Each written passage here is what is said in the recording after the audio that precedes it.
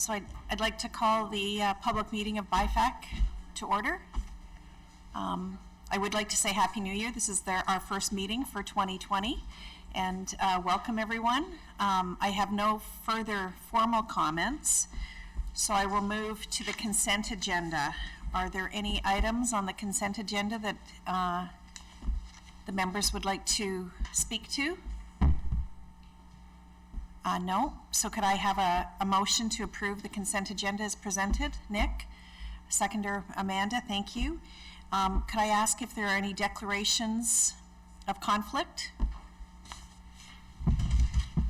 Thank you. Hearing none, I will move on to item number 3, which is the business arising from the public minutes, our action items.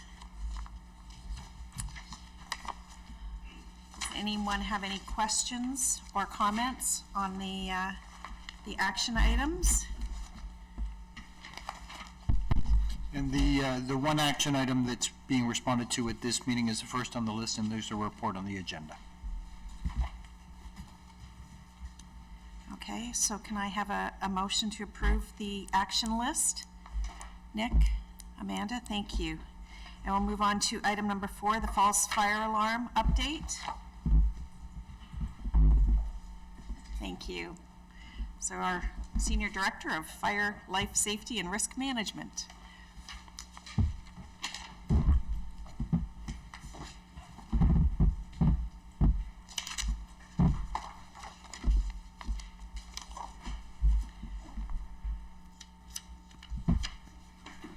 Thank you, John. Is it on? Or is that the one that doesn't work? Yeah.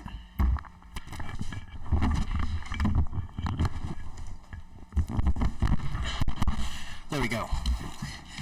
Thanks, John. Thank you. So the report we brought forward to the committee outlines, it really provides an update on the false fire alarms across the building portfolio at Toronto Housing. You'll recall this was a banner that was raised in a previous board meeting by a board member. So this, the intention was to provide the board members a better understanding on the current state of false fire alarms right across the portfolio, but also outline and highlight some of the things that we've begun to do internally, but also in partnership with Toronto Fire Services to begin to look at this very complex matter. By way of background, Toronto Fire Services imposes fees on any building owner, for that matter, related to incidents where the fire alarms are activated but deemed to be a non-emergency. As you see in the report, there are several instances and categories in which this is done. The first is which is a malicious false fire alarm, where folks are intentionally pulling the pull stations, nuisance, which are for the most part folks smoking in common areas and activating the alarm.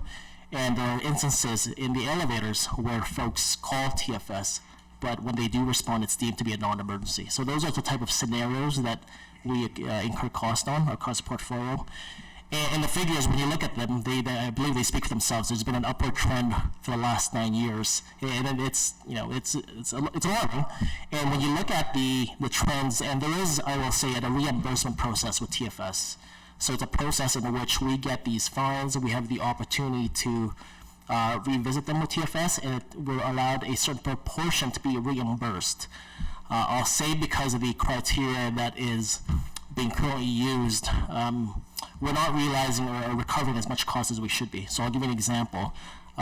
These figures in the report were based on the figures that we received in the invoices up around November. So my suspicion is we've broken $4 million for 2019. Last year we recovered just under $20,000 of all those fees. Of the 3.4 million, Correct. Correct. We recovered 20,000. Correct.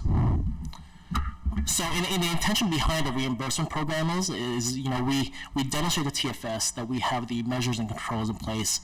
We get reimbursed the fees that we can then reinvest into infrastructure changes and fixes and controls, such as putting covers on, putting some cameras in place at targeted areas.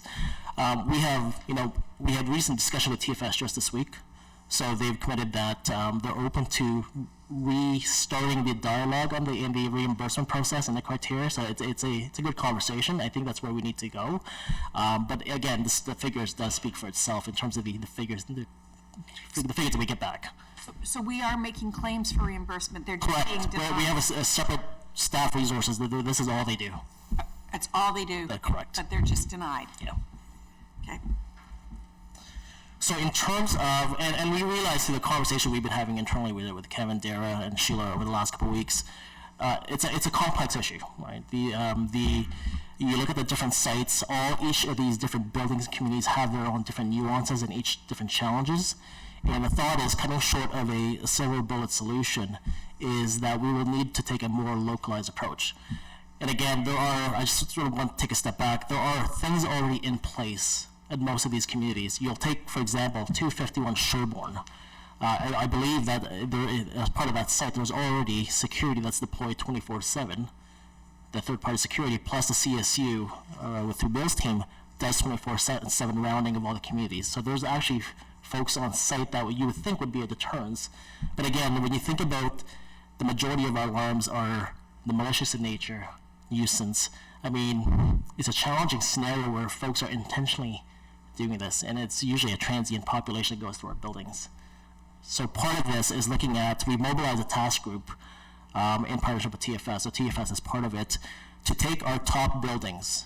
So you look at 251 Sherbourne, 200 Sherbourne, 4205 Lawrence, and literally do a site visit. And the purpose of that is really have a better understanding on the controls that we have put in place that address each of the three streams. We want someone to have a good understanding of what's actually in place, and from there have a good dialogue on what incremental benefits can we make that would actually begin to move the needle. And that work is scheduled to start literally next week with the team. So I think that we'll need to take a localized approach, but it's a complex issue that's going to take a couple of initiatives to start moving the needle. It's expensive. It is. It is. Are there any questions for John? Amanda? Oh. What are some of the reasons why the claims are being denied? Well, I think that in the past, for instance, if there was issues in a particular building, so we would make a claim, we get fined for it. We would make the claim that we can recover cost. The examples I've been given is instead of reimbursing the full amount relating to the false fire alarm, they will reimburse only the cost associated for that particular pull station. So instead of reimbursing the aggregate amount for that building, they'll take the most likely suspect of the pull stations and just reimburse the itemized amount for that, instead of the whole amount back to the building. I'm not sure I understand that. Just for like the specific alarm that's being called?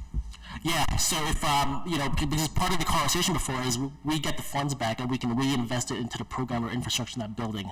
So rather than getting the full fine back, what we'd been fined, they will itemize it for each life safety equipment in that, let's say pull station, and literally just give the amount for that pull station.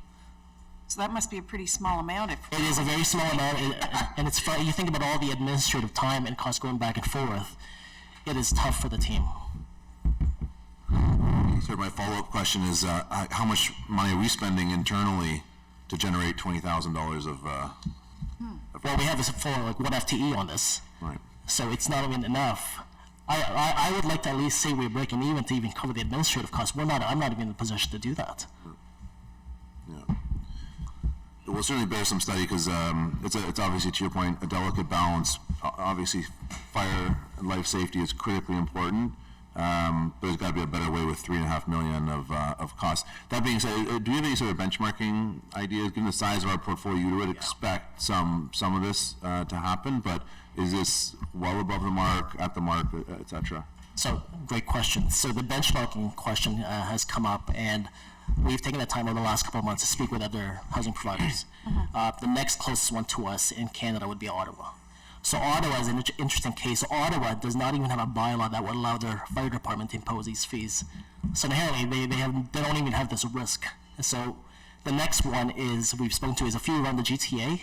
So I believe it's fair to say this issue is uniquely ours, and they're actually coming to TCHC on how they can combat their false fire alarm issues. The next one is New York Housing. I mean, I've reached out a couple of times to no success, but locally and provincially, this is unique to us. Well, maybe the order of Next line in the fire department's budget? Yeah, well, They're that's counting on these fines? That's my thought. Like, if the idea is as a deterrent, and as an organization, we're showing that we're being diligent and proactive, maybe this is more of a head-to-head discussion as opposed to administrative. Is that it? So you gave me a natural lead-in. Yeah. It is I have set up a series of quarterly meetings with myself and Chief Pegg. This will be one of the items that we discuss. I mean, I certainly understand the issue from the fire department's perspective. To the extent that the fire department is rolling, and there's a cost associated when they do a truck roll. And so to the extent that they are rolling out to respond to an alarm that in fact is not a legitimate alarm, there's a cost associated with that, and that's one of the things that they need to balance. And they can't just say that, I'm not going to this building because the last 3 times I went to this building it wasn't real, because of course that just would be an inappropriate response for them to do. So there's a balance between that and then what we are doing, you know, in the investment. If you ask me, if you kind of compared us to other landlords, you know, not just other social housing providers, but other landlords, I would tell you that I would suspect that we are well above the norm on that. I mean, if you look at the categorization of the fire alarms, I mean, there's malicious fire alarms that are being placed, and we know that, you know, there are instances where fire alarms are pulled to create diversions around criminal activity.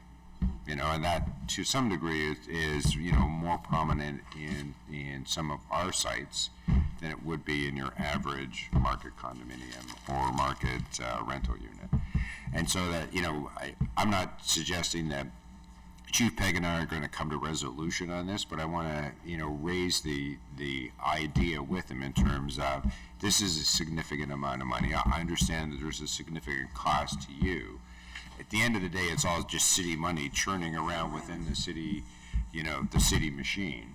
And is there a different way that we can approach this to be more effective in that?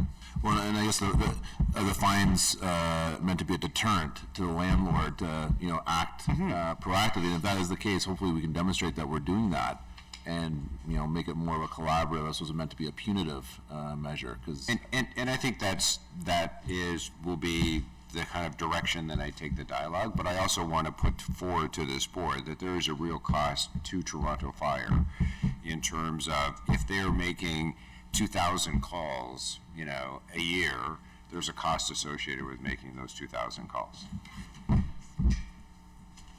So I am sympathetic to and empathetic to their situation as well. Are there any other questions? It is a significant cost for us. Anyway, good luck. Thanks. Could I have a motion to receive this report? Nick? Amanda, seconder? Thank you very much. Thanks, John.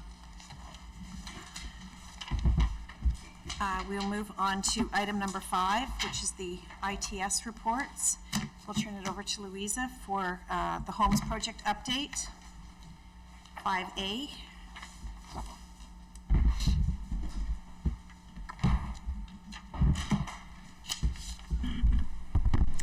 Good morning.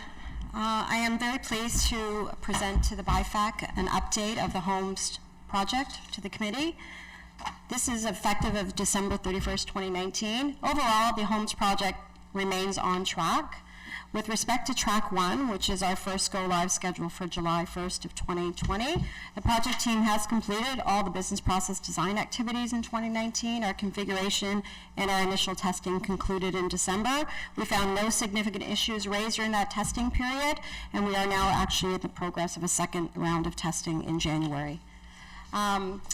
We are still on track to schedule our launch for July 1st. In November 2019, though, we did meet with the steering committee and also with BIFAC to approve an additional second go-live date just to accommodate operational requirements of our capital planning and maintenance team. That is scheduled for July 1st. All configuration activities and technical activities will still be completed by our original date. The new go-live date is purely to adjust to operational requirements. For track 2, we started track 2, which is the bulk of our residential tenancy management. Track 2 business process design sessions started in 2019 and will continue until the end of May 2020.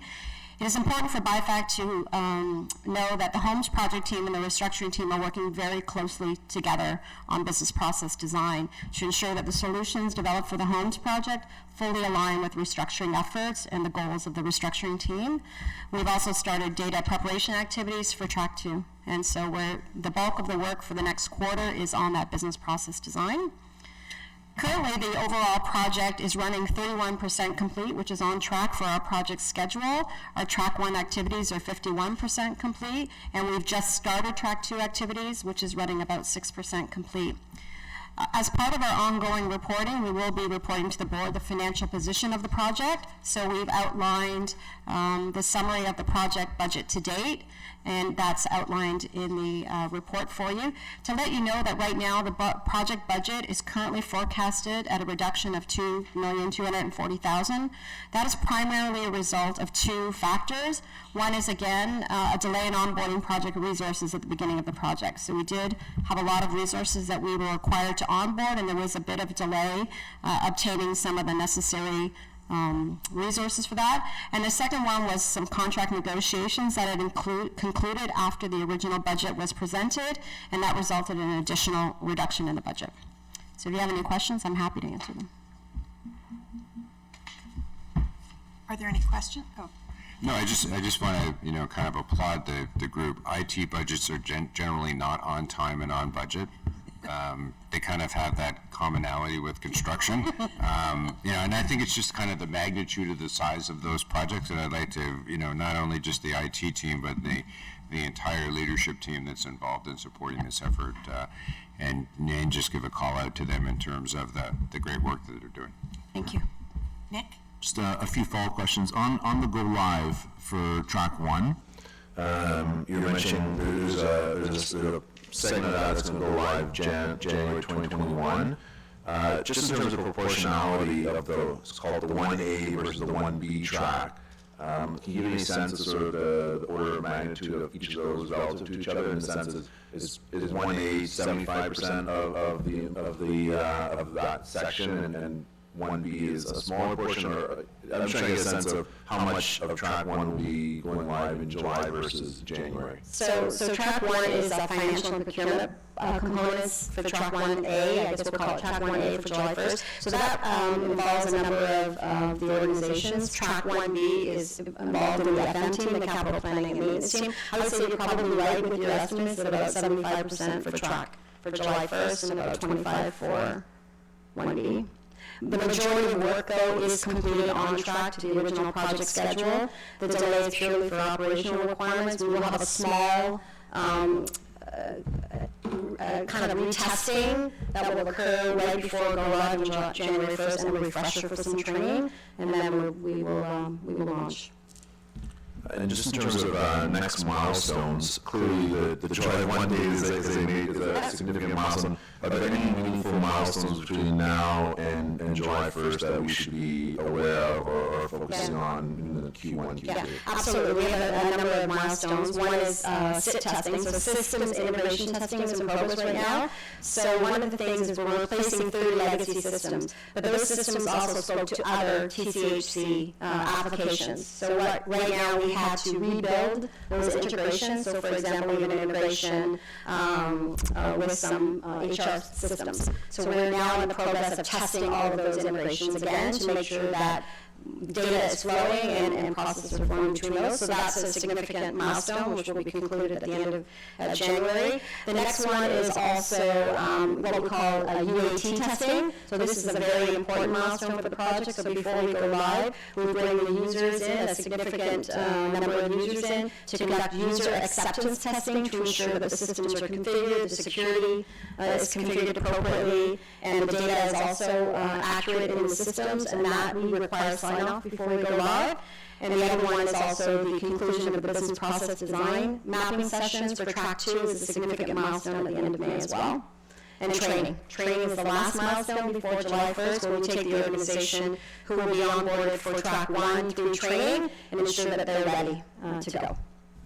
Great, thank you. You're welcome. So, Nick, would you like to see that in future reports so that they give us? Yeah, whether you do it verbally or through reports, just the idea that every meeting, just seeing how things are going as indicators beyond just obviously the go live, which is obviously a very large one that has a whole bunch of smaller milestones. But happy to have that more in the discussion if that's easier. Just Yes, so those milestones are what we call on the critical path, so delaying those milestones would delay our launch, but they're on track.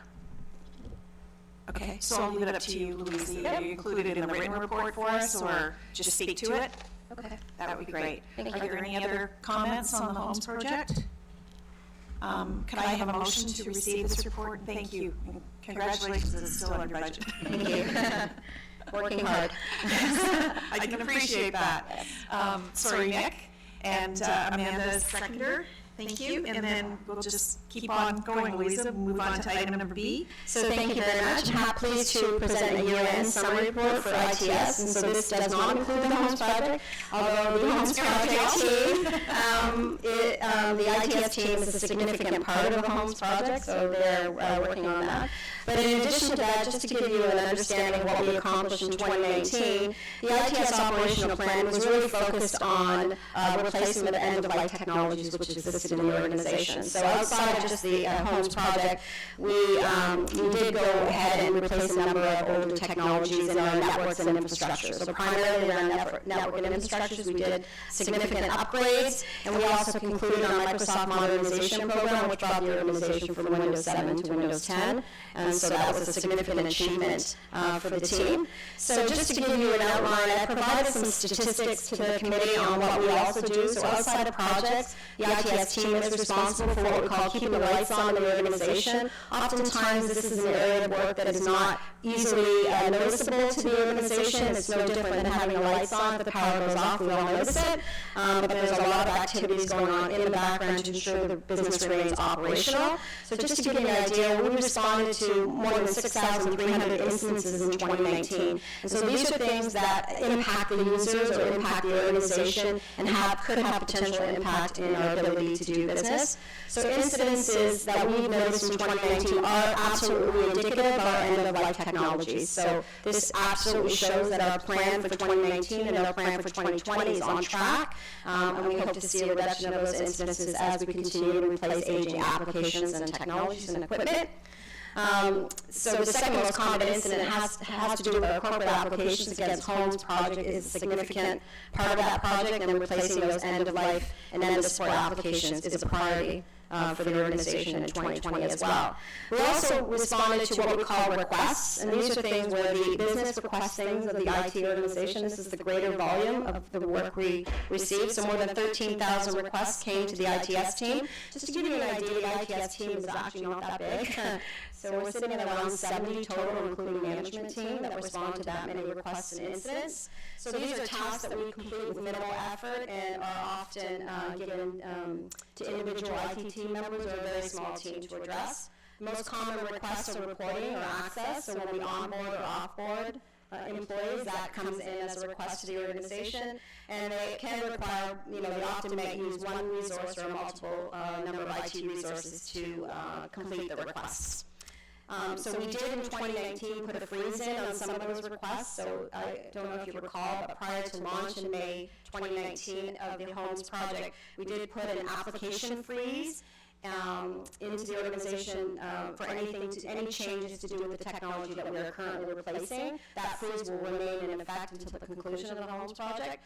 We also put in a freeze of any new software requests, which is software that might be loaded to a device. We're going to lift that freeze at the end of February because we've concluded our Windows Microsoft modernization program, and we will have deployed new laptops to the organization, so we will be lifting that freeze.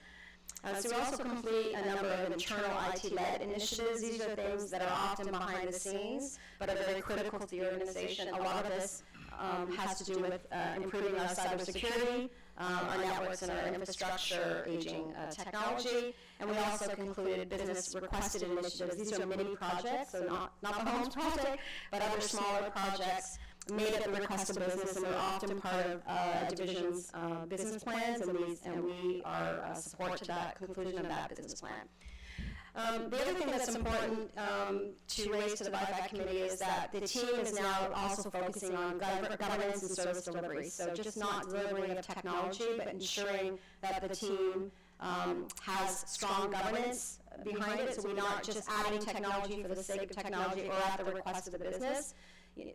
Again, one of the things that's high on our radar is cybersecurity, so we want to make sure we have a very strong process in place to ensure that any technologies added to the organization have gone through that governance framework. So as a result, we've adopted ITIL. So ITIL is a framework for information technology service management, and so this gives us the framework for which we will build our service delivery model. And in 2019, we have the entire team trained on foundations in ITIL, and that was a good accomplishment for the team.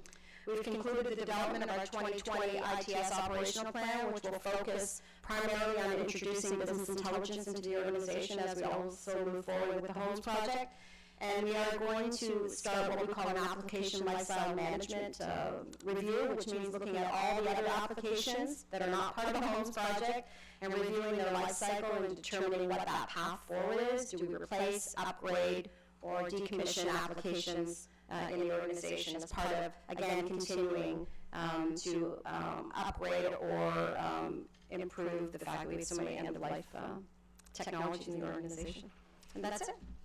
If you have any questions, I'm happy to answer them. Are there any questions? Amanda?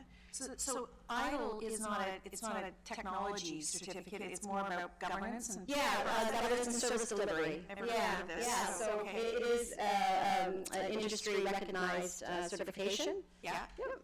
So I'm happy to share information to the committee afterwards if you wish to have more, but it basically talks about our governance structure and how we choose technology or onboard technology into the organization. What is our sustainment practices? So not only do we bring technologies into the organization, ITIL has that framework to making sure that the team can continue to maintain it. So that's important, right? So it's that entire life cycle end to end. On how we onboard, maintain, and decommission technologies in the organization. So it's important for the team to have a common language, and that's why we've done ITIL. It gives the team a common language. Oh, great. Okay, thank you. Yeah. If there are no other questions, I'll ask for a motion to receive this report. Nick? Amanda, second. Thank you very much. And we'll move on to item number 6, which is tenants first update. Thanks, Louisa.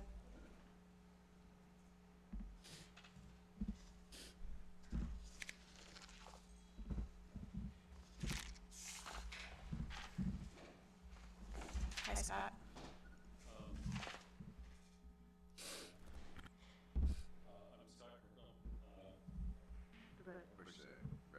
I'm Scott Kirkham, and I'm the Director of Strategic Planning, and I am here to talk about Tenants First.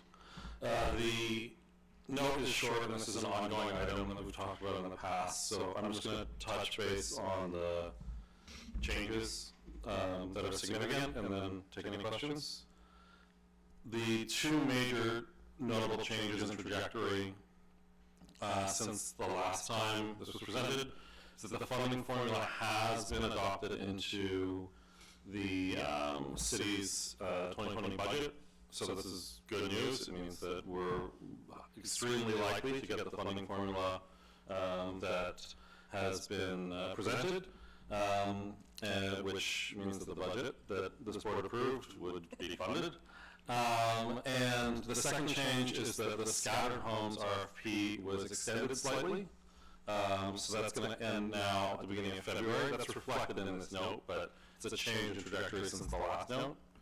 Once that RFP is closed, the city will go through the process of scoring candidates, and we'll start to understand how many of our scattered homes will potentially be transferred to third-party providers.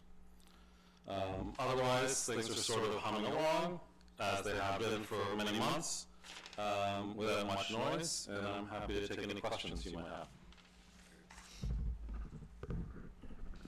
Are there any questions for Scott? Overall, it looks like things are really continue progressing. Just looking at the attachment 1 where it's got sort of the visual work streams and so on, the overall monthly stats being yellow when, it looks like 1, 2, 3, 6 of the 7 are green. Is that just conservative in terms of the status of the overall work stream. So I'll note that this is the city's document, and this is their own self-reporting. Okay. They're, you know, From the city? yeah, so this is a document that the city produces that they share with us. We're part of a staff-level group that monitors the progress of all of these regularly, and this is the product that we use to track it. I have great confidence in my colleagues from the city, and I have every reason to believe that these greens are green. Maybe a very dark green or light green, depending on what the. Faded green? And then just on the, I was just looking at the agency and Holmes transfer status, and just one jumped out at me, which is number 29, Jarvis, which is 2025. I wasn't sure if there's something specific driving that, whereas all the rest are essentially 2020 with the occasional 2021, which I assume is a severance or complex IO financing. But the 2025 just struck me as outside the band of the rest of the properties. So that's a larger building. Vincent's looking to get up and save me. He must know the answer. Own a friend? So as you'll remember, we have a pending agreement with a developer for that property, and so we had requested to push out that transfer until that developer partner or developer's development application was reviewed by the city. Thanks. The development goes forward as you've proposed, even though it's being transferred?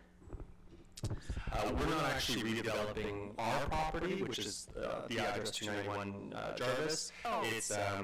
It's a tie-back, crane swing, limiting distance agreement with the adjoining property. So the developers purchased that property, they're redeveloping it, and we've come to financial agreement on those terms.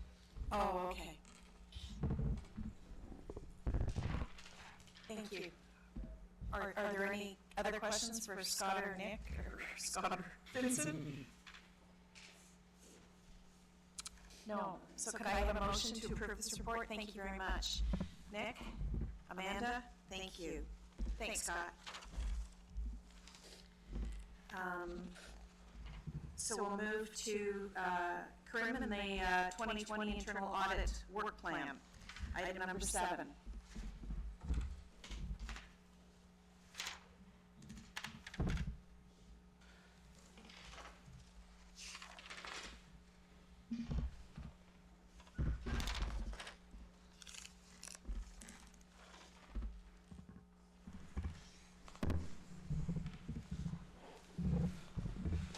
Morning.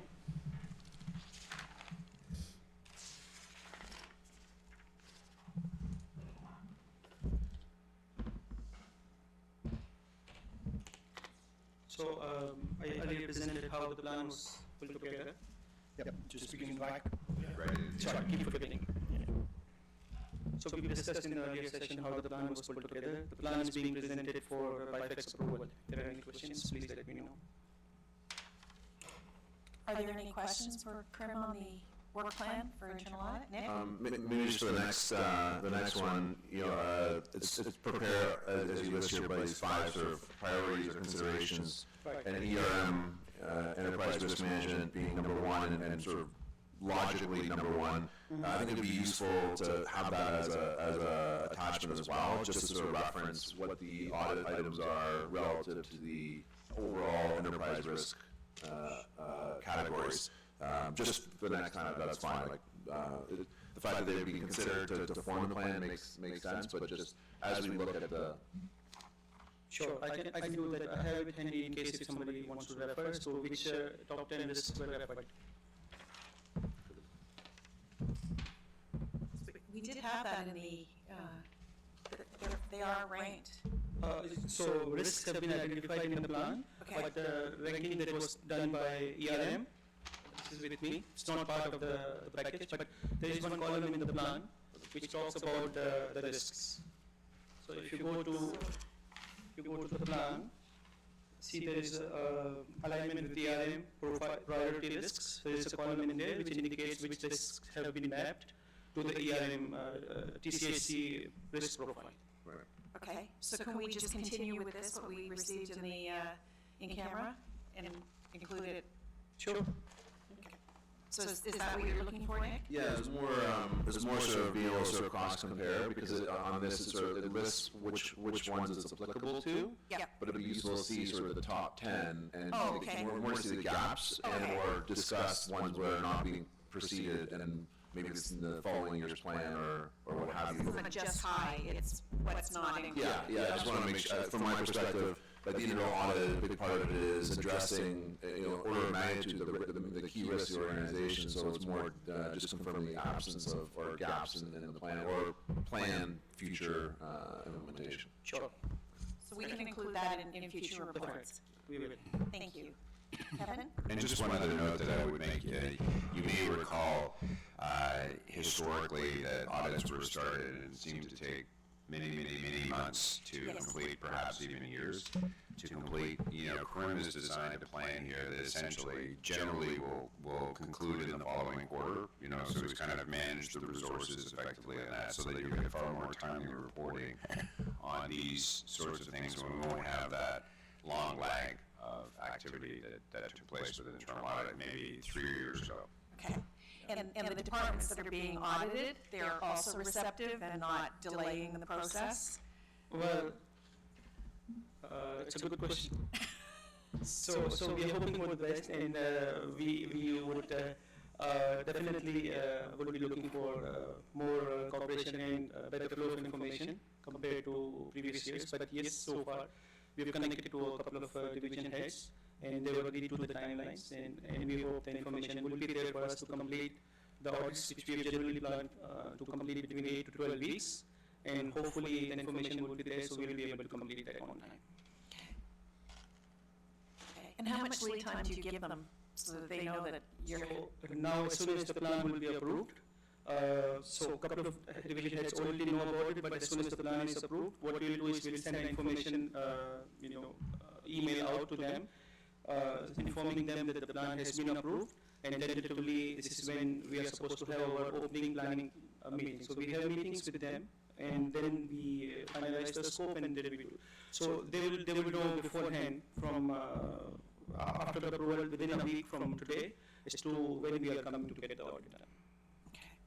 So that is adequate notice to them. And it's a quarterly update item at the ELT meetings, so the leadership team is aware. Aware. And We also would provide a quarterly update to BIFAC on where we are in terms of the plan, and we will also be providing a half-yearly update to BIFAC on all the open audit recommendations. Okay, great.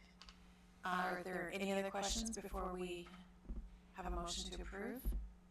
No? So can I have a motion to approve the 2020 internal audit work plan? Nick? Seconder Amanda, thank you very much. Thank you. Thank you.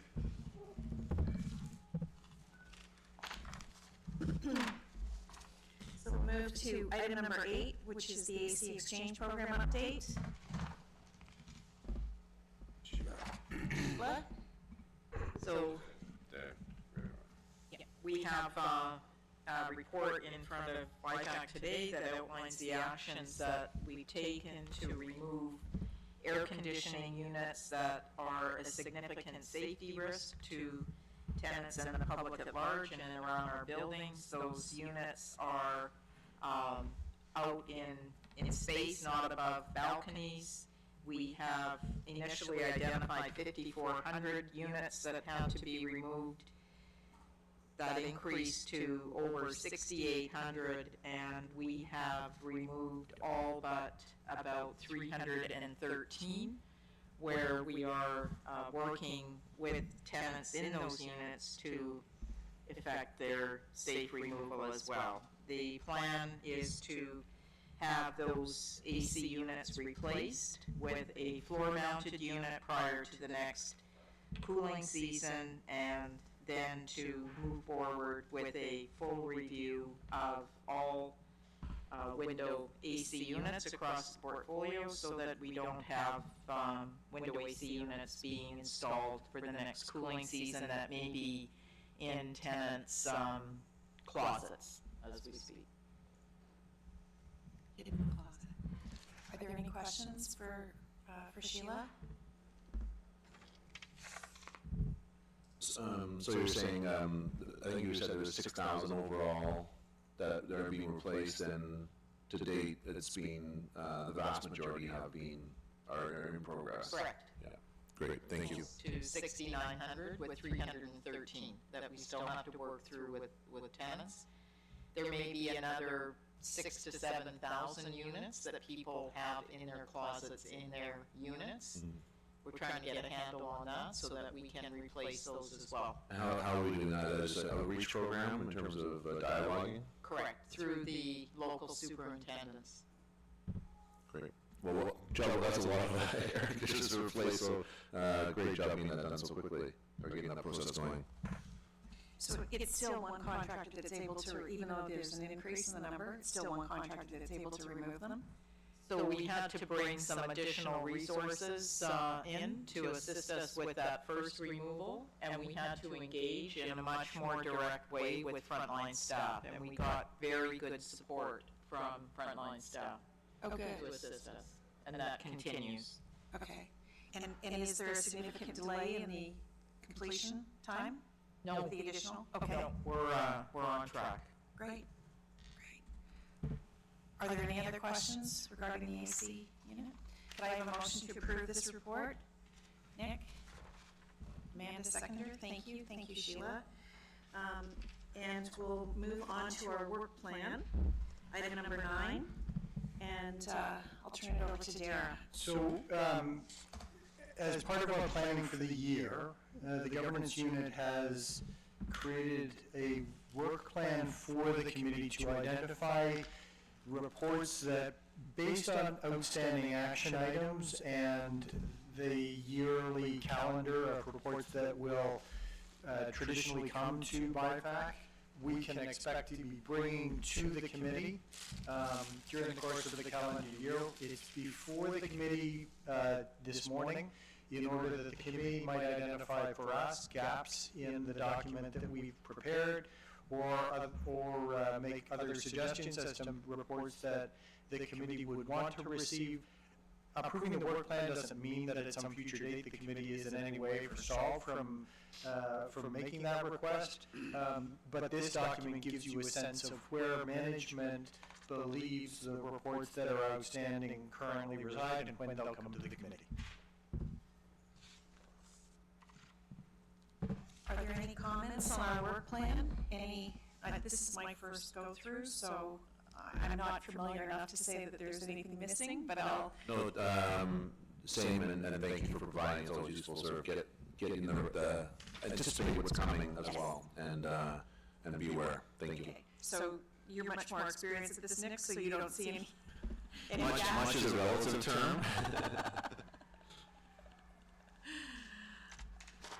Are there any comments, any other comments on the work plan?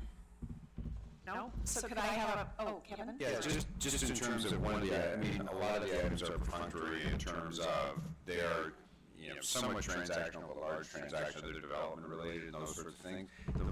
And the tenant's first item is a standing item, but the Creatio presentation piece, the timing of that, in terms of the Creatio TCHC development integration activity.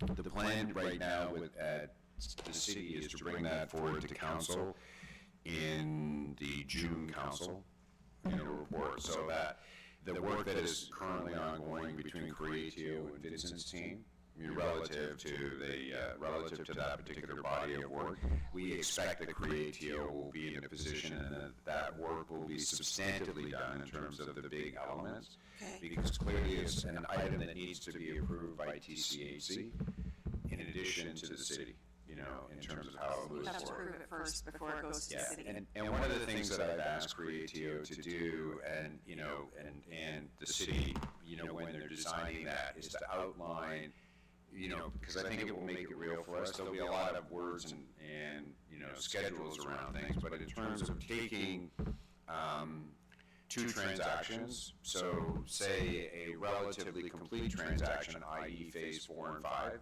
and how that would, how that would flow in the new process, and then take a greenfield opportunity. And I suggested that which one was it, Vincent? What was the units that we closed? Fir Grove. That we take Fir Grove as another item that, for which there really is nothing that has taken place yet, so it's much more of a greenfield opportunity, and run that through the flow, so that there's a really crystallized idea, not only here at our board, but also at the city, in terms of who's responsible for what and what are the various approvals, and how does the transaction actually flow from cradle to grave. Okay. The other thought I had in that sort of same vein is, prior to the official transition, which I know is a moving target and so on, should this committee and or the board get a sort of a full download or presentation on all the development projects that are underway? And the thought process there is, if it's leaving our specific purview, should we have sort of a demarcation point of, up until now, it's been TCHC's responsibility for delivery. Going forward, it's going to be a related party, but an outside organization, and thus points of accountability, but also the entire board is up to date at this moment in time on all the projects that are being transferred, just given the size and scale and obviously the impact on the communities.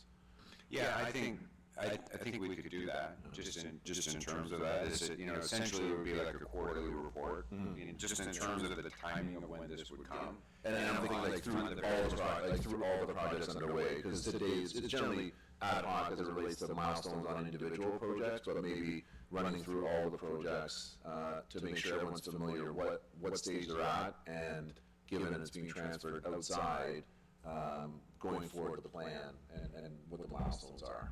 Okay, and in fact, I'm going to ask Vincent to just add a little I have more a question color. about the timing of when we would do that, because the next meeting is April the 15th, which is. Hi, Vincent. Just to build on that point about presentation, we're happy to provide that. There have been a number of actions that have already been agreed to between TCHC and Create Deal, one of them being that the assets will not transfer out of TCHC's ownership. So what we still need to work through is the governance framework and the accountability of both boards. So we're happy to provide that kind of presentation of up till now, but at this point it's too early to say whether the board will still not won't be accountable for the after the transfer. So we're going to continue to own these assets? Yeah. They are going to develop them, so we're basically contracting them to develop the projects for us? Yes. And then what's the report, that is what I, and what is the reporting back to us as owner, and who will be at TCH that will be handling that? And that's exactly why I've asked them to lay out. Let's take a relatively near-term action deal versus, a greenfield action deal. And that ought to be able to cover all the elements of it. Okay. Because to the extent that it's even in, so that, let's say Regent Park phases 4 and 5. Difference between phase 4 and 5 and what's going on in phase 3. In terms of the reporting out, phase 4 and 5, because it hasn't yet been awarded, is still a little more complex, but you're still going to have all the reporting that's going on in the various projects that are in flight and underway. Okay. Activity on that. But it sounds like that's still being determined in terms of who's accountable for what, and the reporting and the decision making and so on. Because as asset owners and long-term managers of the property will have a view on certain things. And I think it's important not to lose sight of the fact that one of the things that the city decided to do last year was the creation of a housing secretariat that had, so typically what we did, historically, is we developed our sites only with the view of our needs. And as we saw in Don Somerville as an example, that's probably the first example used. That site has now been developed not only just with regard to our needs, but with regard to other needs of the city. So, for example, the development of affordable housing, and that's included on the Don Somerville site, where typically it would have been, historically, structure was generally around, although we did have some affordable housing, but was generally around market condominium and rental replacement. That was fundamentally the underpinning of what we were doing in that regard, and creating cash for the organization to use for other purposes, either other developments or building repair. Okay, and so we will continue as the owner to have the expertise in-house to manage these projects through. And I mean, essentially what we are looking at is we're almost looking at kind of a contracting out of activity, in terms of that work, and so that the development work will go under the umbrella of Creatio. The elements beyond the development work and kind of the various pieces of it, we're still working our way through in terms of where's the most effective way to have those. One of the things that we have landed on is we have landed on that all the work that we do from what was formerly the tenant community support folks, so all the tenant engagement activity, we are continuing to hold within TCHC. We felt that made more sense for us to do. Okay, so you're comfortable that we actually have a say in this process, that we're not just being... Oh, we absolutely have a say in the process. Okay, good, Yeah. okay, that makes me feel better. Okay.